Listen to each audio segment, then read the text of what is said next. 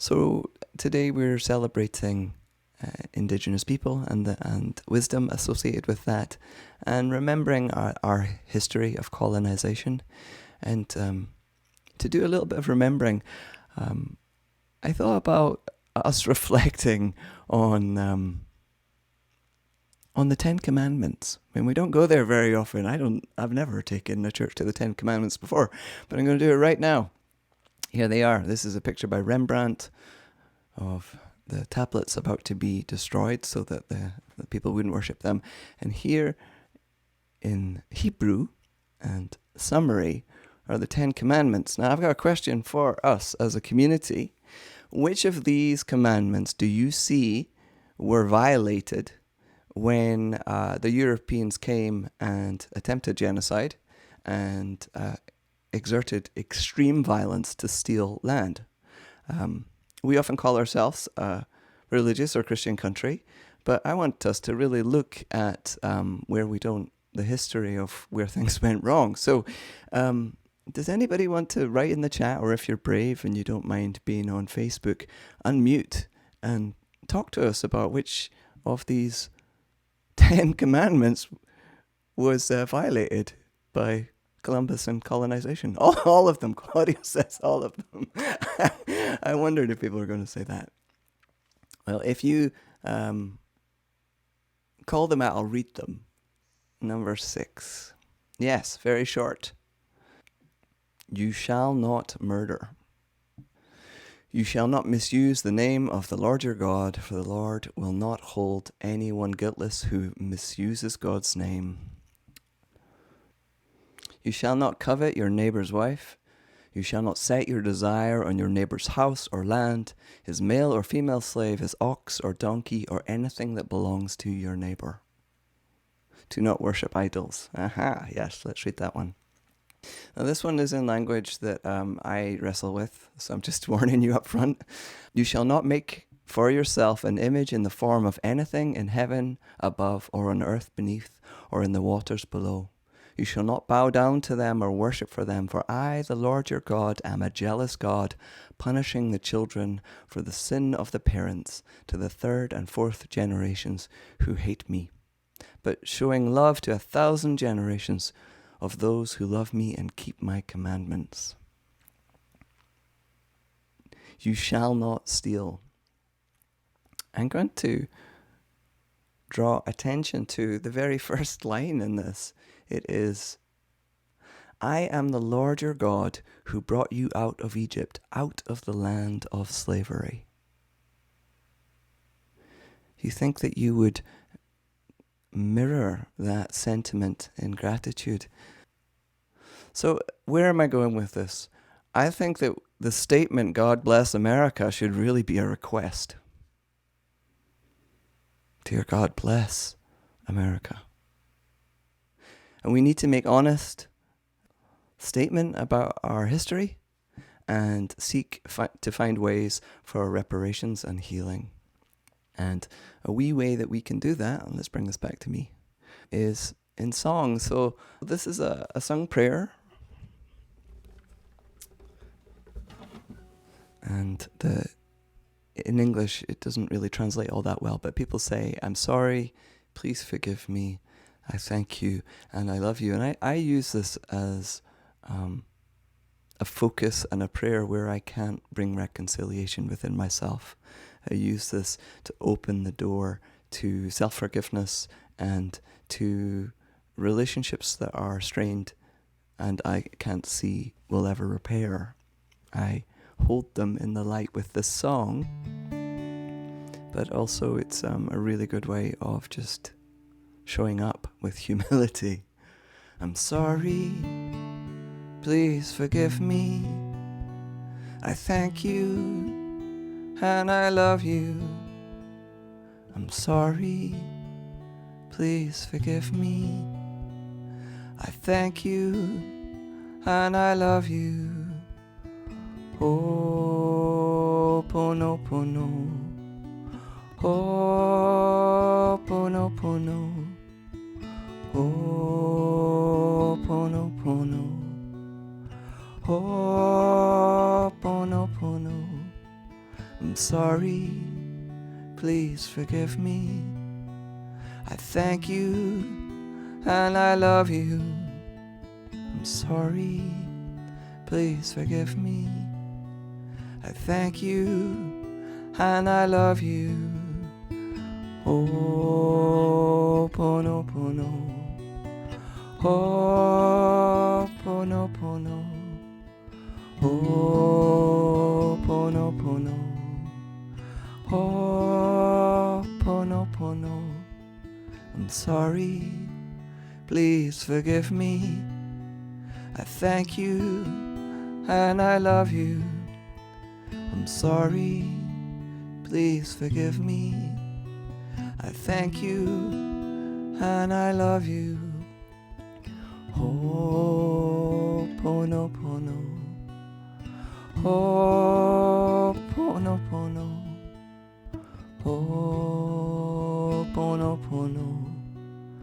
ho'oponopono.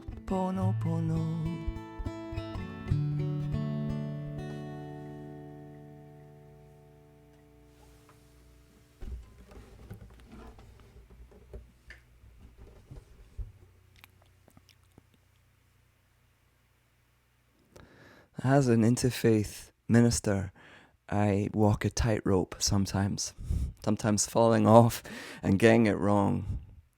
And the place that this tightrope is most delicate is between sharing my own spiritual practice and the amazing things that I have learnt and witnessed, while on the other hand respecting the integrity and experience of other religions that are not my own, and therefore are not mine to represent or to teach. I discern and pray about this a great deal, and there's many a night I go to bed, Saturday night or Tuesday night, where I know that I need God to speak through me, because I could share too much or too little at any moment. And as we go forward, I need to tell you that I'm not an elder or an authority or a teacher of any indigenous tradition. Rather, I'm a very elementary student or a baby here. I remember one time being in a dance called the Naraya, a Native American dance, and I was about to go and reach for something. I'd asked the wrong person for the rules, and this guy told me the wrong thing. And I was about to cross what was the umbilical cord, and the dance chief and 100 elders all shouted, "Stop that man!" And there was all these people yelling and grabbing me. I almost ended their 5-day ceremony early. I had no idea. And they didn't treat me with any animosity because I was a baby dancer, and they were like, "You just didn't know." And the guy who gave me the wrong advice, he came up and he cradled me. It was quite amazing. But also, I demonstrate this story to tell you that I make mistakes here and that I am not an authority. I'm very grateful to the worship planning crew who gather every month to help us work out worship, and also to get the guest speakers who come in. And I want you to know that they are working really hard to get as many local indigenous voices to come. Robin Little Wing Zygo is coming back on November 14th. Thank you to the congregation for prioritizing voices of women of colour and people of colour, but also for doing the bridge building and sharing your relationships. So I'm going to share a video. It's a video that features Floyd Red Crow Westerman. He was a Dakota Sioux musician. He was a country and western singer. He was a political activist, and he was an actor. He died in 2007. Quite an amazing character, and he has a lot to say. And I'm going to share this video that I have watched quite a number of times in the last 3 months, and then afterwards tell you what speaks to me. Time evolves and comes to a place where it renews again. There is first a purification time, then there's renewal time. We are getting very close to this time now. We were told that we would see America come and go. And in a sense, America is dying from within. because they forgot the instructions on how to live on earth. Everything is coming to a time where prophecy and man's inability to live on earth in a spiritual way will come to a crossroad of great problems.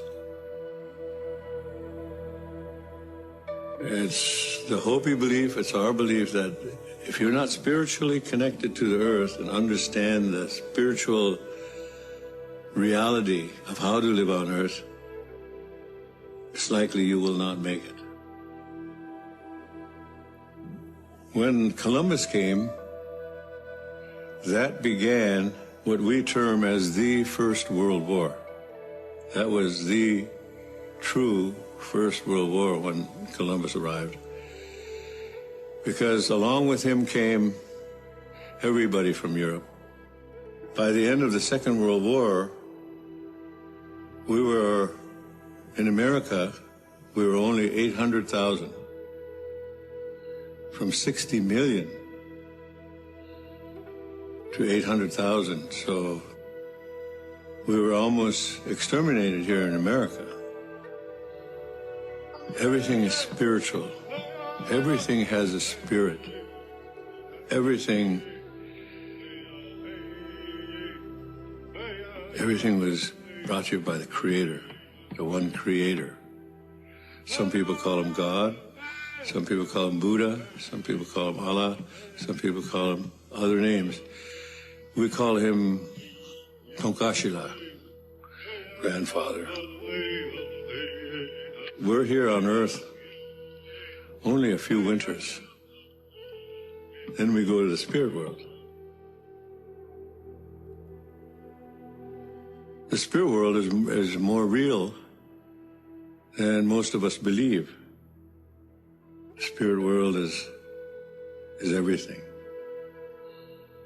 Over 95% of our body is water. And in order to stay healthy, you got to drink good water. When the European first came here, Columbus, we could drink out of any river. If the Europeans had lived the Indian way when they came, we'd still be drinking out of water because the water is sacred. The air is sacred. Our DNA is made of the same DNA as the tree. The tree breathes what we exhale. When the tree exhales, we need what the tree exhales. So we have a common destiny with the tree. We are all from the earth. And when the earth, the water, the atmosphere is corrupted, then it will create its own reaction. Mother is reacting. In the Hopi prophecy, they say the storms and floods will become greater. To me, it's not a negative thing to know that there will be great changes. It's not negative. It's evolution. When you look at it as evolution, it's time. Nothing stays the same. You should learn how to plant something. That's the first connection. You should treat all things as spirit. Realize that we are one family.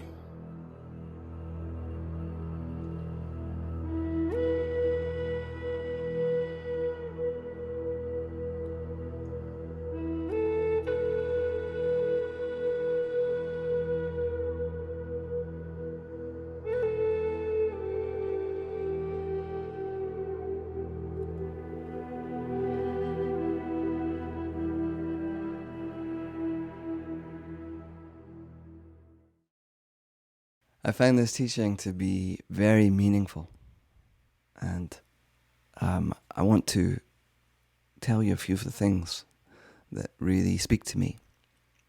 One, Floyd says, everything has spirit, everything is sacred. Now, a couple of weeks ago in Matthew Fox's daily meditation, he told a story about an Australian theologian lecturing in Africa, who ended his talk by saying, the number one spiritual problem in Sydney today is loneliness.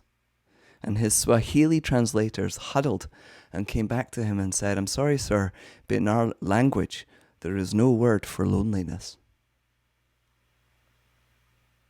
In our language, there is no word for loneliness. And Matthew Fox, he says this about it. Pre-modern creation-centered Christians like Hildegard von Bingen, Francis of Assisi, Master Eckhart, Julian of Norwich were not stuck in loneliness because their world view began with the cosmos and not the human. When you see beingness, right, this is me now, not Matthew Fox. When you see beingness around you, you are not alone. Now, my own view is that there's another dimension going on here in this loneliness. I think that when we harm Mother Earth, we are in fact harming ourselves. We are Adam and Eve, the living clay, the breathing soil, and we live in an interactive web where we're all connected. And Floyd Red Crow Westerman in the film we just saw said, "We have a common destiny with the tree. The tree breathes out oxygen and breathes in CO2, and we are the other way around." Now, whether or not us harming the earth draws a direct line to our own human symptoms of pathology, I can't prove that in any way. But one thing is certain, and that is caring for the earth, protecting her for future generations, brings us back into alignment. Tending forests, gardens, rivers, shorelines, all these bring healing and a sense of peace. When I worked in the Abbey on Iona, one of my roles was I was the gardener. And I used to think that perhaps as a minister, I would have a big community garden. But then I realized there's no need for a minister in a community garden because God speaks directly. God is present, is evident. There's no need for a keeper of that as a holy space or a teacher. God's immediacy is right there. Okay, so the second thing that jumped out at me is water is sacred. Orin Lyons, faith keeper for the Turtle clan of the Ondonga Nation, and a spokesperson for the Six Nations Iroquois Confederacy, says this: "One of the natural laws is that you've got to keep things pure, especially the water. Keeping the water pure is one of the first laws of life. If you destroy water, you destroy life." That's what I mean by common sense. Anybody can see that. All life on Mother Earth depends on pure water, yet we spill every kind of dirt and filth and poison into it. End of quote. I urge us to pay great attention to the issue of water. It's not just about Standing Rock, a place. It's about everywhere. It's a basic principle that affects all of us. I personally pray with water every day when I get up. It's a prayer of gratitude, but it's also a prayer of recognition of the holiness in this world and the oneness threaded through all of life. Water is an incredible thing. Everything about it is beautiful and miraculous. Praise, protect, and ponder water. It's a source of life, of healing, and cleansing. And when Jesus says, "I am the living water," that can take on many layers of meaning here.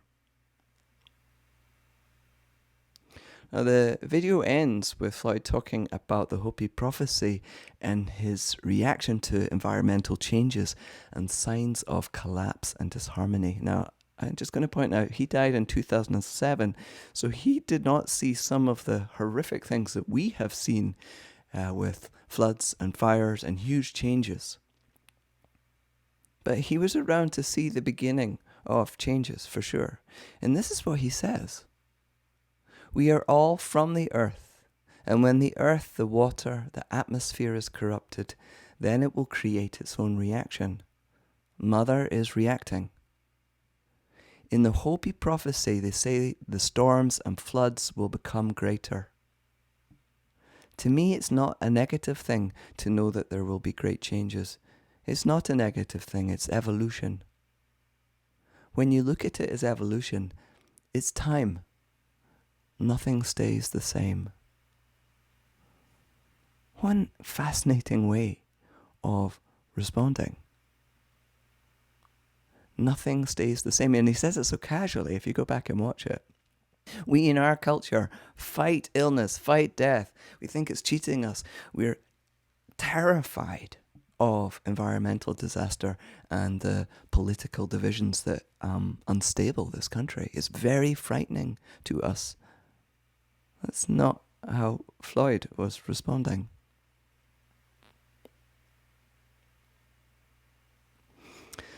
A really important teaching I have learned from indigenous elders is the practice of holding sacred witness, of noticing God's movement in creation and the living world around us. What is Spirit, through circumstance, revealing? In this changing and this floods and storms getting worse, what is God revealing? Well, we in our Christian tradition use the word apocalypse, and we're quite frightened of it, and movies have just made that more so.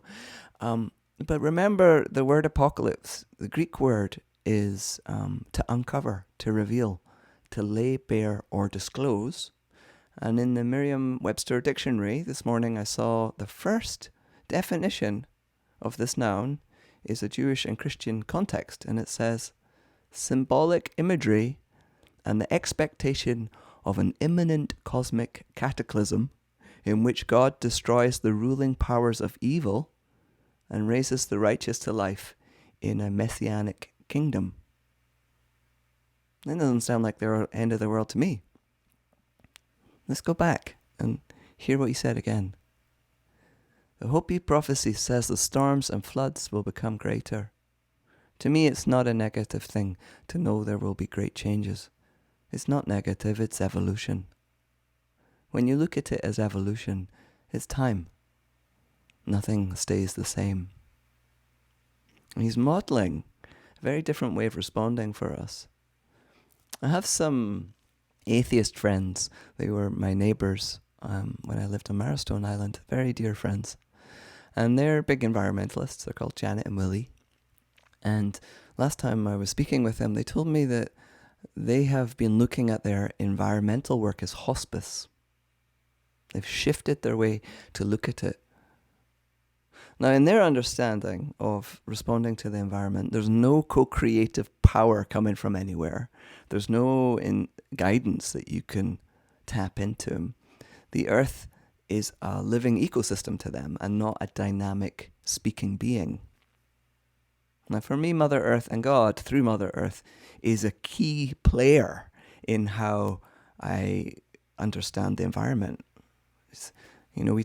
I've heard once, we see nature as this young girl virgin in a nightie that is helpless. That is not the way. That is not the way this living Earth is. And going back to my friends, they found it very helpful to change the way that they were responding to see environmental work as hospice care. And I found this really interesting because I do hospice sometimes. And there's nothing hopeless about hospice. It's heartbreaking, yes, but it's full of realignment with what really matters. It's full of love. It's full of closure. It's full of just acceptance. It's a really special thing. So that might be another way that you could look at what Floyd was saying. I think the point is to come to our work with environment with the questions, what is mine to do?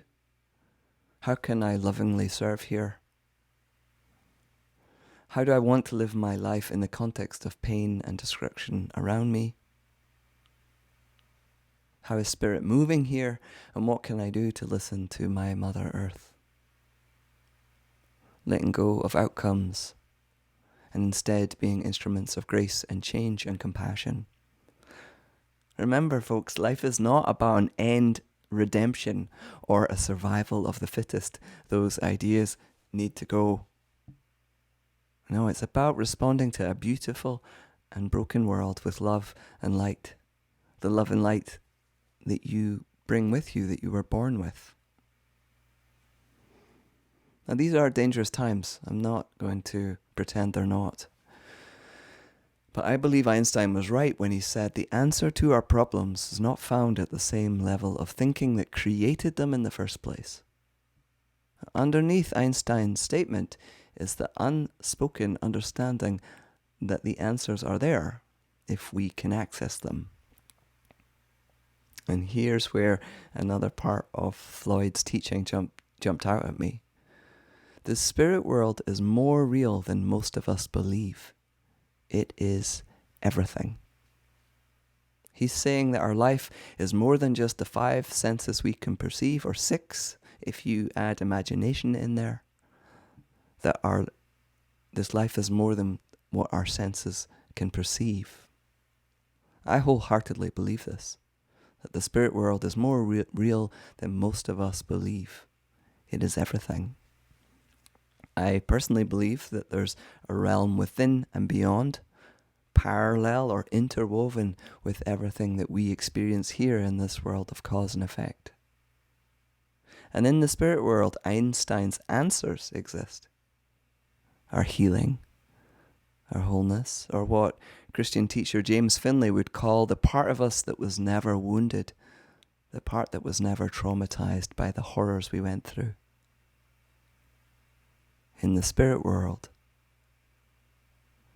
the wholeness and the healing exists. I call this the Christ consciousness. Now, traditionally, in indigenous cultures, the shaman would travel to the spirit world to find the solutions and healing that the people needed. He or she would enter the place beyond time and space. Now, most people I know don't have a shaman's business card, or even if they do, know somebody, they're too wary in their scientific and Christian beliefs to know how to integrate this different way of being. A problem for us is that this spirit world or this shamanic way is not part of our upbringing and culture, and we don't know how to pray and see the world this way. But we do know that Spirit and God make heaven in the earth. We do know that we have a mortal side and a grace-filled immortal side. This is helpful to me as a person who was born in 1975 who is witnessing climate collapse and a rapidly changing world. If I can tap into the grace beyond this world, given to this world, and if I can lean into the strength and endurance of my ancestors, I can show up with more power, more love, and less fear. So if we go back to what Floyd said, he said, his advice at the very end was to plant things and treat things as spirit, and to realize that we are interconnected as one. So to plant things, to treat all things as spirit, and thirdly, to realize we are interconnected as one being. I would add for us, if you are not an indigenous person to Turtle Island, listen to indigenous voices. Learn what they are doing to care for life on the planet. And then add your resources, privilege, and voice to that work. And on that note, I have created a wee video resources for us on the webpage, which is simondevoyle.com/Suquamish. And to weave this together in prayer, I would like us to sing Miniwichoni, Water is Life. It's written by Sarah Thompson. It was a song for Standing Rock, and you'll pick it up. It's pretty easy. I'll get the lyrics for you here.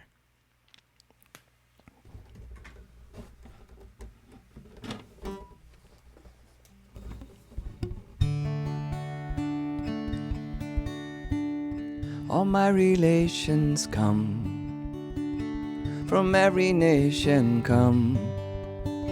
all my relations under the sun. We are one. We are the river, come. We are the river, come.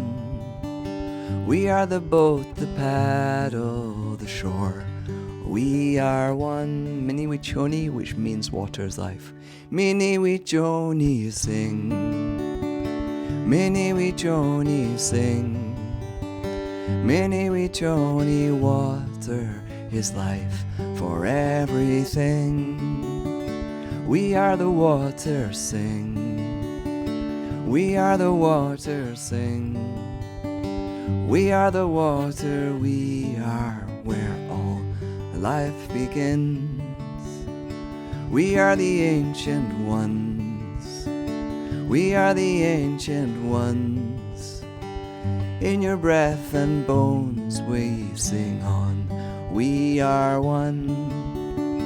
Mini Wichoni sing.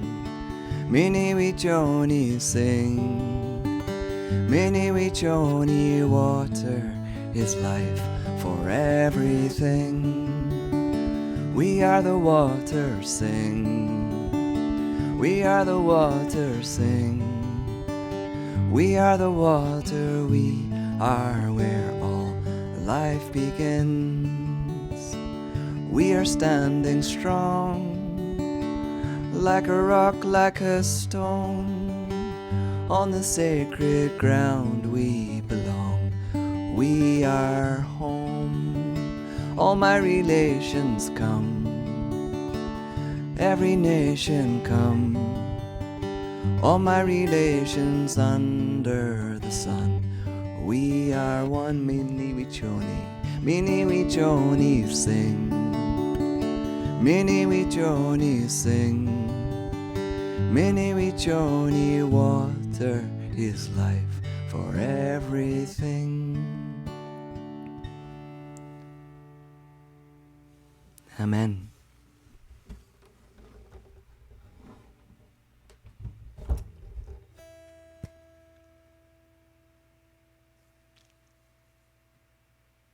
Should tell you that that's Lakota. Sorry, I didn't say that earlier. Sarah Thompson is not, but the words Mini Wichoni are Lakota.